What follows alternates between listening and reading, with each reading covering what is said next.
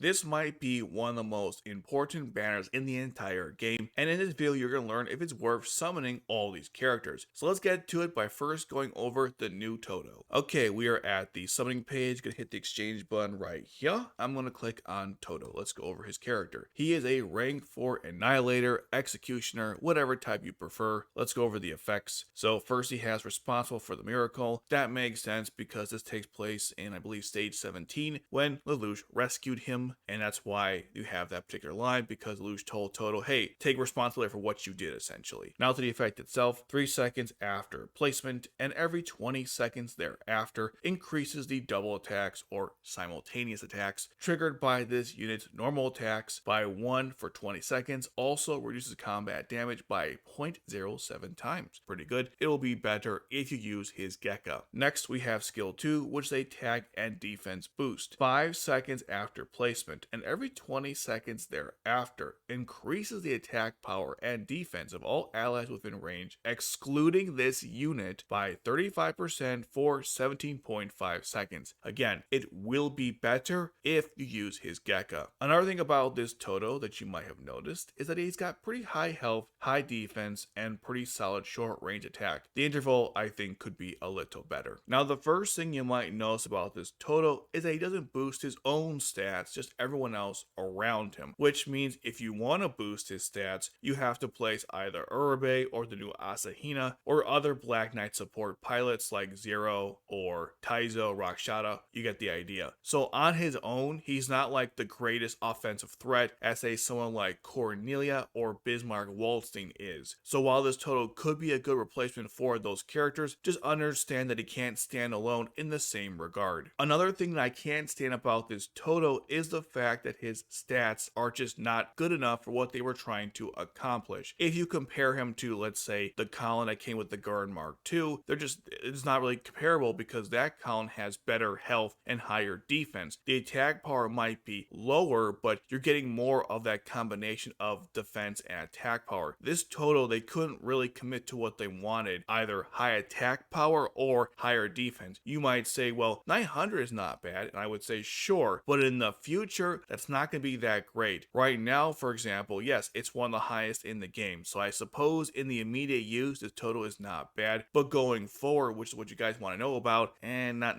the greatest. A great example of this is the first year anniversary boost, where they barely improved his defense and health when compared to the Colin in the Garden Mark II. So it just shows you that he's not that great right now, or I should say he's okay right now, but he will not be good in the future, so investing in this character is not the greatest. To be fair, if you do deploy him on the battlefield and use the other Tohdoh, Nagisa, of course, Opai, and Asahina, and so forth to boost him, yeah, he's a very powerful force on the battlefield, but that's the problem. There's a dependency issue here. And he also combos really well with his new Gekka. So basically my thoughts on Tohdoh is this: he's just not good enough. I suppose if you don't have Cornelia or Bismarck, this is probably the next best option if you want a character that boosts the stats of other pilots on the battlefield. Now in my case, because I did have Cornelia or Bismarck, I never needed to use this Tohdoh, but if I did have that problem, I would probably just use Colin in the Garden Mark II, because I think even though her attack power is worse than this Tohdoh, I think her overall abilities are better, and the long term for that character is better than this one. So this Tohdoh is okay, could have been a lot better, very disappointing to be honest. Let's move on now to Asahina. Okay, here is Asahina. I'm going to click on him right now.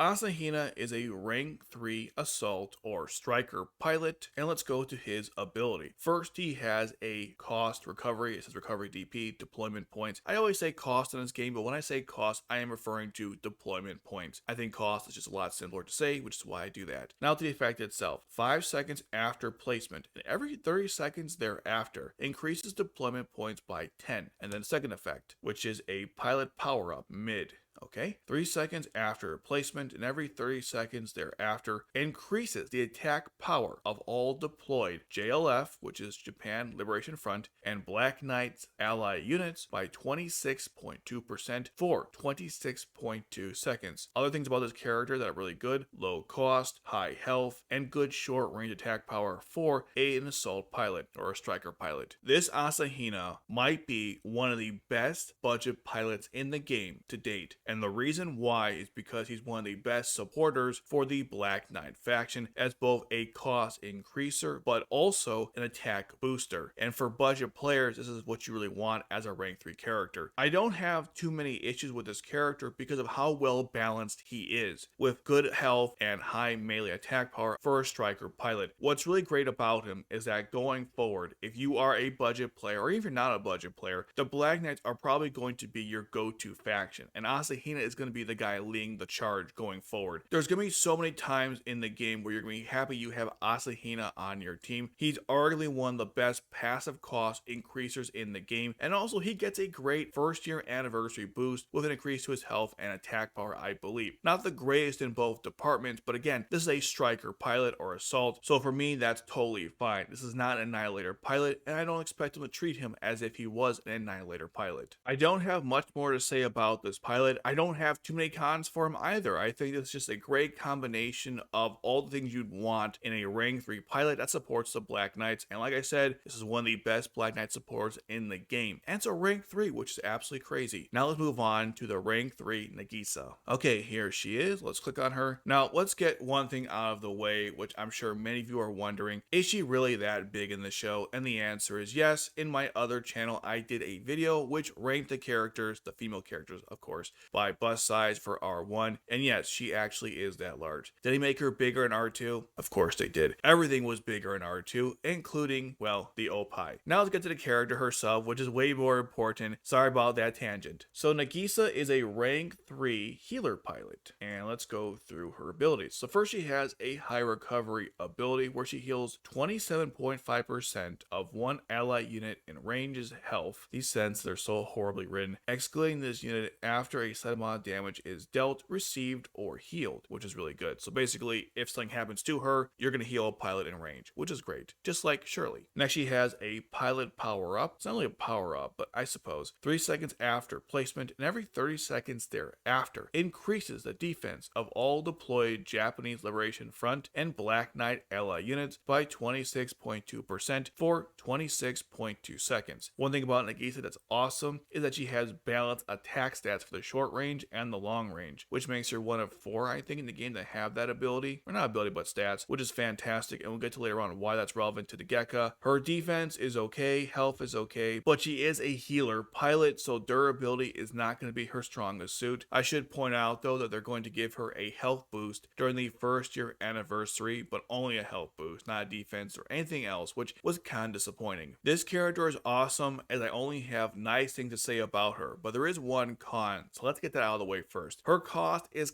kinda high, but if you use the other Nagisa or Rakshata, you can significantly reduce it, but I won't deny the fact that yeah, her cost is kinda high compared to other healers in the game, but look what you're getting as a result. A healer that does 2 critical things that most healer pilots do not. She prevents damage for allied pilots, but also has a healing effect. One of my complaints with the new Shirley is that she focuses on preventing damage, not healing. What's so good about this Nagisa is that she does both. She increases the defense of all JLF members and the Black Knights while also healing one pilot in range, which is fantastic for a rank 3 pilot. And just like Asahina, you're going to be using this Nagisa a lot on all your Black Knight teams going forward and all the hard challenges because that defense boost is so helpful. You have no idea until you start using her. Another thing that's great about this Nagisa is the fact that we finally have a really solid healer for the Black Knight faction. Keep in mind, until this point, all you had was Naomi, and I don't have anything against Naomi, but compared to other healers in the game, yeah, she's not that great. Now, obviously, you might still have to use Naomi in certain hard challenges, but at least we have another option to go to in this Nagisa. It is absolutely crazy that if you combine this Nagisa with the Asahina I just talked about, then you have 2 pilots that boost the defense and attack power of all Black Knights and JLF members. And if you combine Tohdoh, then it's even further attack power and defense. So the combination of all 3 is actually quite deadly in the game, but obviously these 2 rank 3 characters are better than Tohdoh because of how useful they are to the Black Knights and JLF faction. So yeah, that's my thoughts on Nagisa. Kind of, you know, okay art, a little bit too much if you will, but man, those abilities and stats are fantastic. Now let's talk about the new nightmare frames we're getting in this banner and this event, starting with the Gekka. Okay, we are back back to the scout page, let's click on the Gekka. So the Gekka is a ground nightmare frame, costs 6 to deploy, 220 defense, 220 attack power, 1 block, only attacks a single unit, has the range of 1 unit in front of it or 1 spot in front of it, and the special deals 3.75 times your attack power to 3 enemies in range. So the first thing you probably notice about this Gekka is that the defense and attack stats are okay. They are better than the Sagetsu, but worse than the Gurren Mark II, Tohdoh's Gekka, the Florence, what else? The Guilfred's Gloucester. It's kind of low end when it comes to the stats. The ability is okay, but it doesn't do fixed damage, which is the big problem with the Nightmare Frame. Unlike the Sagetsu, which does have less attack power, but does deal fixed damage, which this Nightmare Frame does not. The real selling point of this Gekka is that it boosts the JLF members to level 5, including of course Nagisa and Asahina, which is why from that standpoint it's pretty good, especially compared to the terrible Opai Kai that you get if you reach rank 21, which is one of the worst Nightmare Frames in the game, but you had to use it because you had nothing else. Well, now you have something else. I mentioned earlier that Nagisa has balanced attack stats, and that's really relevant to the Gekka because the Gekka is going to get a ranged weapon during the first year anniversary, which means that you can use Nagisa as both a range healer and also a melee healer with this Nightmare Frame and get both of her skills to level 5. So when that happens, this Nightmare Frame will be much better. Although I should point out that the first year boost to this Nightmare Frame is not the greatest. The attack and defense will go to 230 and the range weapon is kind of bad. But at least you have something to get Nagisa to level 5 as a range healer. So I guess I can't complain too much, but here we are. Overall, a pretty solid Nightmare Frame, a good replacement for the Gurren Mark II, or let's say the Sagetsu or Tohdoh's Gekka, but it's not the best attacker in the game. I don't think you'll be wiping out bosses with it, but if you want to use it with Asahina or Nagisa, it works pretty well with them, and of course the other JLF members. Now let's move on to Tohdoh's Gekka. Okay, we are back once again to the scout page. Here is Tohdoh's Gekka. Okay, it is also a ground Nightmare Frame. 240 defense, 240 attack, cost 7, which is also pretty good, and the normal attack hits 2 enemies within range. The special also does, it deals 8,000 fixed damage, and it's got a really good multiplier. Now the first thing about this Gekka that might stand out to you is that it has very unique base range, and when it first came out, I was thinking to myself, that's kind of crappy because the Tristan has it in front, which is much better, the 2 extra spots I mean. This one has it to the sides of you, which is like, why would you do that? Well, they do it because, as you know, Tohdoh's Gekka does like a swinging maneuver with the sword, and so they want the range to obviously reflect that. The thing though is, this range is actually really good, because in some respects, and it's a weird way to think about it, but this game is kind of like Tetris, and sometimes certain characters will fit into certain parts like a Tetris piece, and this particular base range is probably the most unique in the game and comes into play so much for situations where you have to play, let's say, a healer to heal certain pilots, and they happen to be within a certain distance from each other, and this Nightmare Frame connects the 2 of them. That'll happen a lot more than you think, which is why this Nightmare Frame is pretty good. Besides, of course, the unique base range, the attack stats are fantastic, and the ability is also up there as well, with again a multiplier and fixed damage. So is this better than the Gurren Mark II? Well, it's highly debatable, but I'd probably say yes, because the base range is more versatile than the Gurren Mark II. I would not have had this opinion years ago if you asked me this question. Well, not years ago, but you know what I mean. And that's because I used to value the Gurren Mark II's ability to attack 5 enemies at one time, dealing fixed damage, which is very powerful, but in the long run of this game, this Gekka will still be useful when the Gurren Mark II gets power crept by inferior Nightmare Frames, and some obviously better ones, which is kind of infuriating. So between the 2, I think this Gekka is going to have more long-term use. Definitely a sleeper and one of the most underrated Nightmare Frames in the game, period. Now, believe it or not, we are not done, because we're also getting a free Nightmare Frame if you complete all the missions for Chapter 9. And make sure you do, because this is one of the best Nightmare Frames in the game. Well, not one of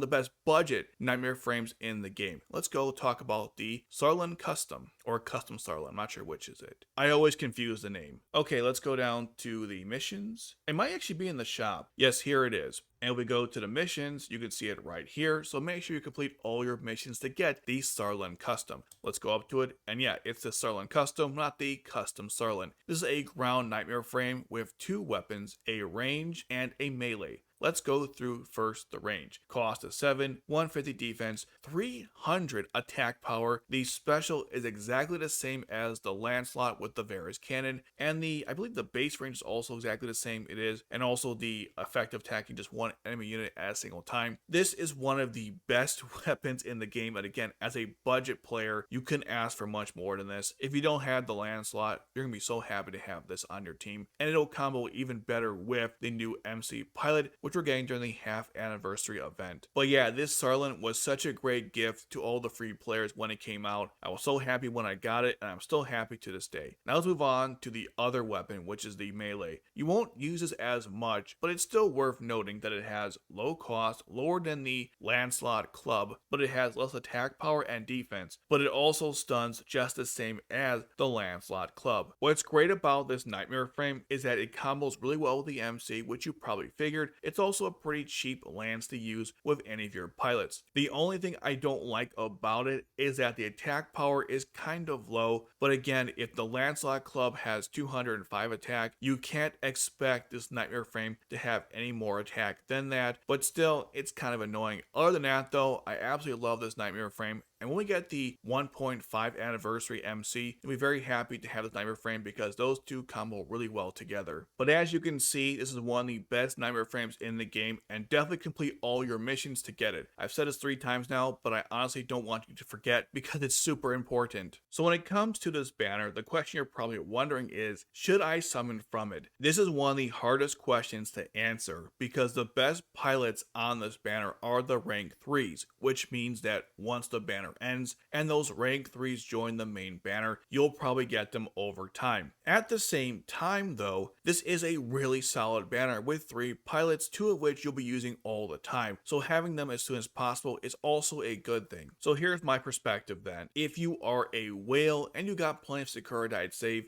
I say a couple spins couldn't hurt. If you're a free-to-play player, I would wait it out until the next event. After this though, we are getting the Chinese Federation forces, which are okay, so you could go a little crazy on this one because you know the next one will not be as good. And going forward with events, we're obviously going to have the Christmas and the New Year's, and as you guys know, the New Year's, just like the Halloween banner, is one of the best banners in the game, but that's not going to be for quite a while. So if you want to go for this banner, I'd say a couple spins for whales, and I guess free to play if you have some Securitized saved up. I know a lot of people lost most of it during the Halloween banner, and hopefully you guys got Halloween Lelouch or Valletta or both. Regardless of what you guys do, just know this is one of the best valued banners in the game and will be for a very long time. By the way, the Nightmare frame suppression event or boss suppression event, gotta hate that name, but the point is it ended, so make sure you collect all your awards. Again, some people forget to do this. Don't be that person. And if you have no idea what I'm talking about, then watch this video right here where I go over the entire Nightmare frame boss event. And if this is your first time in the game period, check out this video right here where I go through the entire game, a complete comprehensive guide. Go check out those videos right now.